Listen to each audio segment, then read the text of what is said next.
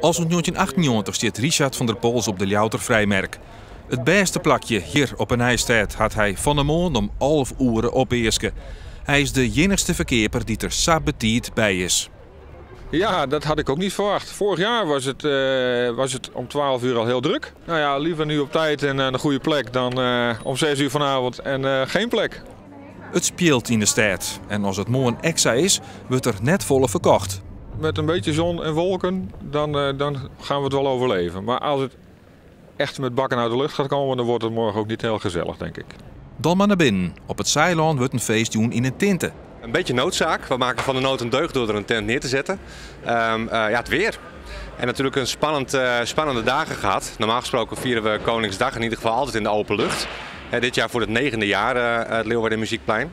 En vanwege het weer toch een andere keuze moeten maken. En als je naar buiten kijkt, dan denk ik dat we een hele goede zet hebben gedaan door inderdaad een mooie tent hier neer te zetten. Hoeveel er een tint stiert, hoopt het Kramp ek op mooi waar.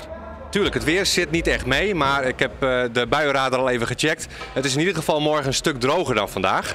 En dat is natuurlijk wat je nodig hebt om in ieder geval de stad in te komen. En dan hier bij ons in de verwarmde tent kan het feest niet meer stuk.